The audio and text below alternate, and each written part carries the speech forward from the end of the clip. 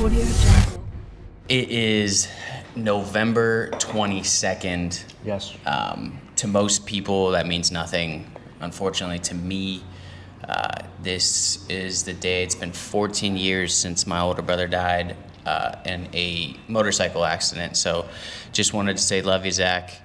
And for all of you out there, don't get a motorcycle for one, but if you do, please just drive safe with it. Don't go crazy with it. And anybody just driving normal cars, you always got to be watching out for motorcycles. So yeah, with that, drive safe.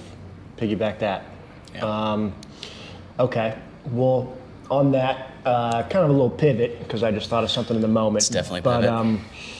Your brother Zach, his favorite team was the Dolphins. Yes. His favorite team. And the reason why was because his name was Zach Thomas, and there's, I think he's in the Hall of Fame. Yeah, Zach Thomas, number 54 for the Miami Dolphins. Yeah. Almost like a Brian Urlacher comp in the early 2000s. There were a few guys, and he was one of them. The Dolphins are clearly a completely different team with Tua versus without Tua. Yeah, I mean, we saw that before too, and yeah, we thought that when Tyler Huntley went in, we thought he was going to give some juice, but he didn't. So they look much better since he's been back for sure. Yeah, the weapons, it gets spread out a little bit more like basketball, where everybody gets a touch. Everybody is getting plays. You're limited when you don't have Tua, who's been the guy, and clearly he's gotten better with his career. But hey, for the concussions and the potential brain damage, unfortunately, he's a dog. I gotta give it to him. His first game back, he throws the interception and then goes and tries to tackle him and gets kneed in the head. Like, what are you doing? You hate that, but you love it at the same time because it's such a football move. Yeah. Okay, so staying in the AFC East, Pats are obviously not a lot to talk about. Sorry to our buddy Kyle, but the Bills and the Jets on complete opposite ends of the spectrum. Wow. You got one team who's trying to completely clean house. Is Aaron Rodgers ever going to play again? At that level? Oh. Well, they might be kicking him out. No, they mentioned benching him, but a while ago. Woody Johnson mentioned benching him a while ago. They're not going to bench Aaron Rodgers. There's no shot in hell. But, I mean, they did clean house everybody everywhere else. So, I mean, it's ugly. I love Aaron Rodgers, and I have only had that emotion for the last few years. Yes, ever since he got on Pat McAfee, he was a continual guy. Yeah. You saw kind of the flip. I always used to think he was arrogant, Jake, full of himself, cocky. And to some degree, to be that good, you have to be. Sure. But it just shows how misunderstood a lot of people are, and Pat McAfee gave him the ability, long form content to show and discuss and give his reasoning, and then anybody with a rational brain can see he's not that guy. He's just misunderstood. He's misunderstood. I think the cocky's always been there. You have to be. SoCal kid, played in California, good. Yeah. Just the demeanor. He's very, he's got some swagger. Not swag, I'm talking about the elevated version. Rodgers is different, but the injuries hurt him at the end. And kind of with like Kobe, in his career, when he tore his Achilles, he came back. He was good, but he was never as great as he was. I hope Rodgers gets at least one more season. But they have the guys. I mean, they have a bunch of talent. Absolutely. On the Jets. Nobody can understand why they're not winning. Rodgers has got to figure it out, and they gotta hire in a new head coach. That's gonna, Yeah, their defense went to shit since he left, so Robert Saleh has at least that to kind of go back on. Like, hey, look, I can clearly run a defense. Look what happened. So, I don't know. I think it's more than that, but we'll see. And to compare this situation, I saw this on X or Twitter, whatever you want to call it. Just the difference between Tom Brady coming over to Tampa and doing what Tom did, and I'm not trying to take away. I'm not trying to take away from Aaron Rodgers because he is one of the greatest ever. What I'm trying to do is just show how difficult it was for Tom to do what he did, and he came over and executed in Tampa. So it's just ridiculous. I mean, just talk about witnessing greatness and just experiencing that. Like, we all experience that. And fortunately for us, we live here in the Tampa Bay area, so we really fucking experienced it. And, kind of cool, too. Brady was actually older than Rodgers was when they switched teams. Absolutely. And just shows, Brady and the training and everything that went behind it. And also, injury-wise, Brady had an ACL injury earlier in his career. True, yeah, he did. So if you're going to get injured, which I wish that was never a thing. Earlier, obviously. The earlier, the better. It's terrible. Injuries are the worst, especially when you're all-time great. But on the Bills side of things, going over to Buffalo, they just beat the undefeated Chiefs. Mm-hmm. Chiefs have now 1 loss. Bills have 2. Are the Bills the best team in the league? Yeah, I mean, the problem is we've seen this with the Bills many times. They dominate the regular season. They just do. So I think the stat is they're 4-4 against the Chiefs in the regular season, and 0-3 in the playoffs. Correct. So it comes down to just definitely give them flowers. They're a very good team. It's just I got to see it in the playoffs. That's all it comes down to. Josh Allen, he's looking got great. some MVP talk before. This is probably the most dense this year, especially after a big win, but they'll have some more opportunities. Well, and then it helped that Lamar's been struggling. So now, Josh has been playing well. Lamar's been struggling. Now it's kind of, going towards that. I want to check because if they play each other, then, that'll be a huge matchup, not only for seeding purposes, I don't believe so, but I can. But MVP race. You can keep going. So going. I'm just going on the Ravens side. But I like Buffalo. I think the best teams. I know Pittsburgh just lost to the Browns in the awesome snow game, but I like Pittsburgh a lot. Hey, I called that game last night. I'm just saying, hey, listen, shout out Pat McAfee and the guys, because I do listen to them. So I'm a little bit influenced. He's got some really good, Chuck and Lombardi, and some of these guys have some really good insight. And everyone was talking about trap game. They were talking about snow. Some thought it was going to be rainy, and it was just. The Steelers didn't score a touchdown last game. Their offense has been struggling to put in the end zone. So it's like, hey, the Browns are coming out here at home. Like, I picked them and they won, so I'll take it. That's a great pick. The Browns almost fumbled the bag. They almost did. My brother was texting me and was like, no way you picked the Browns. And then that was when they were up 2 touchdowns. And then fucking turnover, touchdown Steelers. And I'm like, oh no, here we go. But Jameis found a way at the end. Jameis, game-winning drive. Bro, I'm a huge Gator, obviously. But I got to respect Jameis. Just who he is. He's always himself. And he's got a little something to him. He always has. And he's always been able to erase what happened the drive before from his mind, and so it's hilarious because the drive before he threw a little, I think it was the deep out that should have been intercepted, and the DB dove, dropped it, should have been intercepted. The next fucking play, he throws the worst ball ever overthrown and throws the interception. It was very, very ugly, especially when you're already kind of in field goal range to go ahead, but the defense, Myles Garrett had a great game. The defense held it down, and then he came back and won the game. Jameis has got a little clutch gene in him. Yeah, that's great. Good for the Browns. They needed that. And, hey, maybe Jameis is the guy in Cleveland. Speaking of, Jameis loved snow game. Perfect. Just got the Bleacher Report, banner there. Right on cue. They must have heard us. Yeah. But Jameis, maybe he's the guy in Cleveland. That might be a perfect fit, honestly. Cleveland's like the outcast of the NFL. Jameis is kind of like an outcast, just as any player in general. They don't play the Bills. But there will be opportunities for the Ravens, and there will be for the Bills for them to play well against teams. Sorry, just got a text message Jake saw too, but we're not going to mention that. Yeah. Other places in the NFL. Figure it out. Reel it back in. Yeah, so in the AFC, you got Buffalo, Baltimore, Pittsburgh, and then Kansas City. Those are really the 4 top dogs. Houston, if you want to throw them in there, I think there's real...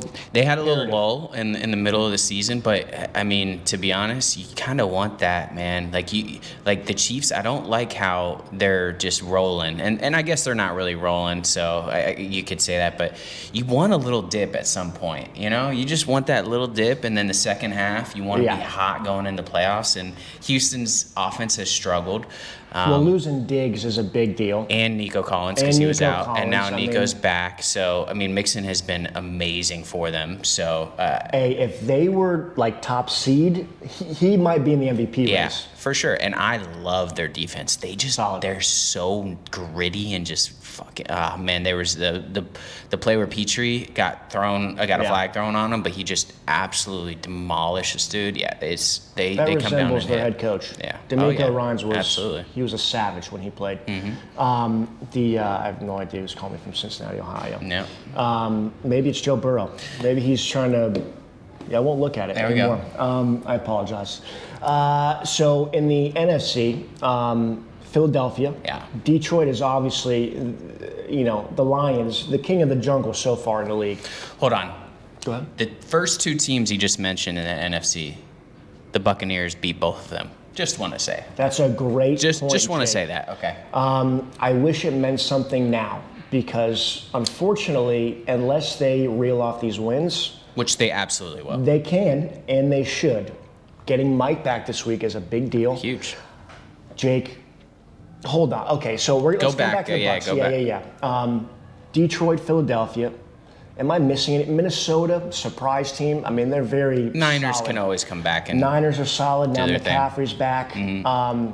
Atlanta looks pretty decent, but I don't trust them to go far. I love what Kirk Cousins is made of, but we'll see. Honestly, bro, maybe the Packers. They have a little bit of grit to Defense them. has gotten better, and then their offense was looking good, but they've been struggling. So yeah, I mean they have the most drops. I think is what I heard. The most drops in the NFL. So if they can share that up, I mean, for sure. But there's the one dark horse.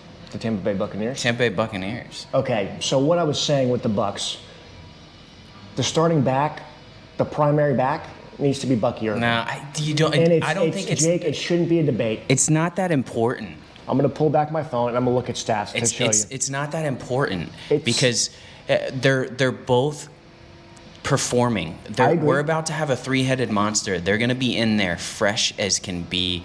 Bucky has been great. We know that. I don't think it's as important to have him out there for the first snap of the drive. Like, it doesn't matter. Sometimes he goes out there for the second snap of the drive. Like, who starts doesn't really matter. Who finishes matters. Sure. So a lot of people, that last loss that we had before the bye, they were talking about how Bucky should have been in at the end of the game. I don't think anybody would have been able to do anything with how the line performed on that last drive or those last couple of plays. But either way, we have everybody healthy and back besides Godwin. Right. I mean, now's the time. Now's the time, and what a better time to get it back jumping on the road in New York against a depleted Giants. Although I will say, don't sleep on Tommy DeVito. That's a big deal. No, I mean, I've been preaching this for a while now to everybody under the sun. The last 7 games, and no other talk shows, sports shows talk about this because nobody gives a fuck about the Bucs. But we legitimately will finish the season with 11 wins. We will win our division, and we'll go into the playoffs strong. Okay. The last 7 games, we play the Giants with their third-string quarterback. We play the Panthers twice. You got all this, Jay? We play the Saints, I think, once. The only tough game in the last the Raiders, the only tough game, the Cowboys, oh God. But the only tough game we have are the Chargers. The Chargers are playing well, and that's literally about the it. Chargers in the AFC. That's it. So, I mean, look at this. We got Giants, Panthers, Raiders, Chargers, Cowboys, Panthers, and Saints. You should go 5-1 at the worst. Isn't it 7 games? Yes, you're right. You should go 6-1 at the worst. Correct. Yeah. Ideally. But what I'm saying with the backs, completely forgot about the Chargers, by the way. They might sneakily be. Everybody loves Harbaugh, and he's a difference maker. Yeah, he absolutely is a difference maker. You can see that with Herbert. But as far as the backs go, I think Rachaad White, you can make a case he's the best receiving back on the team. However, most complete back, I'm talking about blocking, running, catching. movement, footwork, Bucky just looks different when he has the ball in his hands. Absolutely. Sometimes it looks like Rashad is like running in mud. Like once he gets going, he excels. But Bucky, the quick step, and just a couple stats for you, Jake, because I know you said it doesn't matter.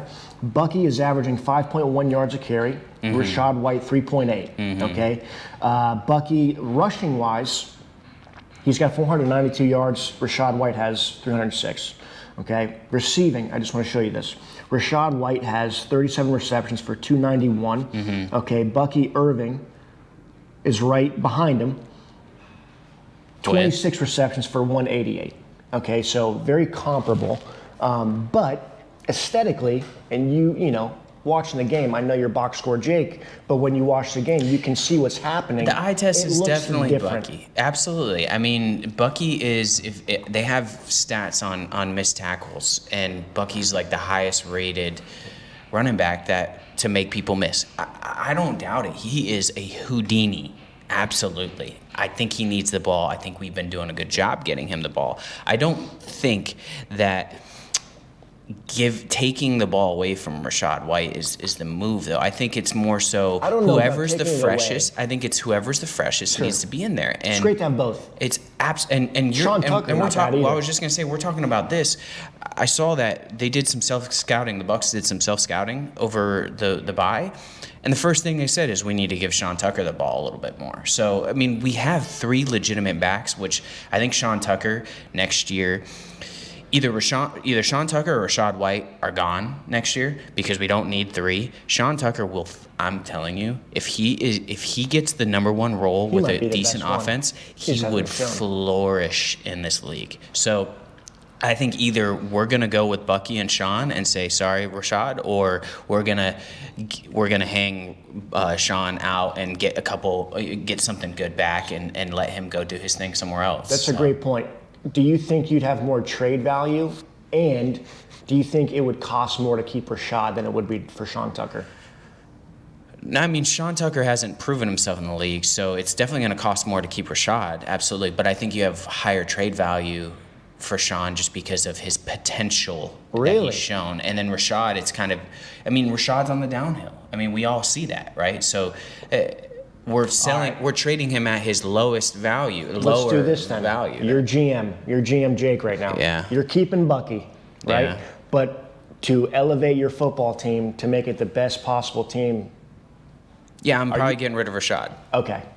After the season, though. Sure. I think right now he's a great fit. You see him catching the ball out of the backfield, scoring touchdowns. He understands where to be. He understands the offense. He can block. He can pass block. Like, I think Rashad's a great fit. I think in the offseason we'll make that move. That's it, you know, and we'll kind of go from there. And that way you have Bucky every down back, and then Sean will come in every couple of drives to kind of give him a break, you know. So I feel that. But I really want Sean to get an opportunity to be a guy somewhere. I just do. So, but that's fair. Okay. Well, let's go to the college ranks for a second. Okay. I want to start with Florida because obviously we're in the state of Florida. Yeah. Huge. Miami, they're in the playoff picture. They're the only Florida team that is. Mm-hmm. It's been a long time. Even though they just got upset by Georgia Tech. Even though they just got upset by Georgia Tech. Mm-hmm. But Branke, head coach for Georgia Tech, he's a good coach, and they've been building. So I like what Georgia Tech's doing. They might be a player in the ACC for a couple of years. But Miami, Cam Ward, Heisman hopeful, they look like they always have a chance with him. But can they beat these other teams? I'm not sold on Miami, but it doesn't help that I'm a Florida fan. So, I mean, okay. I like Ward, but when you played so many games down at the end of the game and just flirt with losing so much because that's what has happened with them, eventually it was going to give. And then it's just so taxing on the body. It's so taxing mentally to where, you know, yeah, it's good to have it a couple times to show you're resilient, to you know, humble you a little bit. But when it's happening so often, eventually it's going to catch up. And then you got some of these other teams that are just so good. I I don't think Miami's going to contend, but I mean, they're going to have the opportunity, so good for them. And they're contending. Let's throw this out there. They're better than us, obviously. Yeah, well, they proved it. So, I mean, they beat us week 1, so. No, they whooped us week 1. Yeah. Now, we didn't have DJ Lagway and Ball back there, you know what I'm saying? It would be a different game, but still. So let's go to the Gators, though, because a couple weeks back, before the bye, I told you, I said, Ryan, we got to chill with them. They are competing in every game, even though they're not supposed to. Okay, we got a freshman running back, a freshman quarterback. We had injuries. Our defense has just been all over the place. We have been competing, including against the Tennessee Volunteers, won that game. where we should have won that game. And then we go into the bye. We come back, and of course, very disappointing because we don't have DJ Lagway and get whooped. Okay, fine. But I can't base this team off of without DJ Lagway. Sure. He is a huge component in this. Yeah, I mean, big game against LSU last week. Huge. Like, Florida Speed looks like it's coming back. There's actually depth. Billy saved. Well, he already got an endorsement from the AD that he's going to stay another year. But winning last game against a ranked LSU team who they haven't won since the shoe game from Marco Wilson. Is the curse broken? Finally. God, I hope so. Jake, 5-5. The over-under from Vegas to start the season was 4.5. We already beat that, okay? Interesting. We have 2 freshmen in the backfield, starting quarterback and running back. DJ Lagway, Jaden Ball. Got to run the ball, okay? We have guys. I got to say this, too. Go ahead. Ball, please just change your fucking number, man. I can't do the 13 at running back. Not bad. I can't do the 13 at running back. You're too good to have 13. I know you're 2 freshmen, Do you remember so that's Maurice why. Clarett? Sure, but who else? He would look so smooth and it would just up his aura just Excuse me. so much if he just changed his number. All right. He might have a new number next year. We'll see. But, hey, big game against Ole Miss, top 10 team. Yeah. You beat a ranked LSU team at home. And then Ole Miss. And then you beat a ranked Ole Miss team at home. The buzz around Florida, I would imagine they beat FSU the last game of the season. So I would hope so. But FSU just got a huge 4-star quarterback recruit coming out of high school. That's big news for them this year. I have a lot of FSU buddies. This year has not been fun, even on my side, because we can't go back and forth. It's not good. The back and forth is, but we're going to beat you at least. That's Well, what that the would back save and their forth season. is. That No. would Yeah, but us too. Like, Oh, of course. So. It could be as bad gets, Jake. Yep. But whoever wins that last game, there could be atonement. But there's no question we're going to beat the shit out of them. If we don't get Billy out before he touches the airplane, okay? I'm ready for him to go if we lose. But he's not going to lose, so we don't have to worry about that. No. So let's say we beat Ole Miss, I hope to God, but I wouldn't be shocked either way. Yeah. We beat FSU, 6-7 wins right there. We're bowl eligible. We go into a bowl game. We win the bowl game. We end the year, let's say, with 8 wins. Sign me up. Billy, give me some lies to tell. I think we already got some recruits right after this LSU weekend. There won't be a hotter team in the offseason than Florida.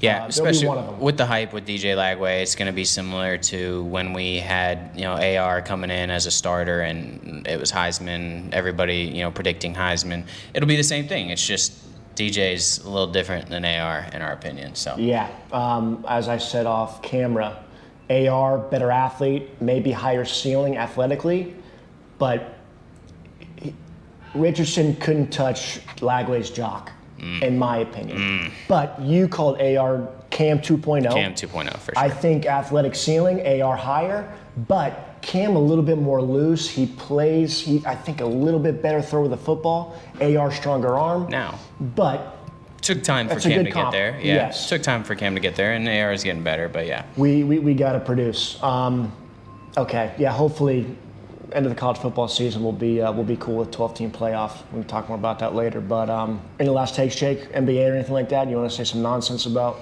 LeBron? I mean, what a time to be alive. The Lakers were third last time I checked. They might not be anymore. I don't know. Warriors are in first in the West. Like, this is great. So we don't have time for all that. But yeah, God, I really wish we did. let go. Okay, go Dubs.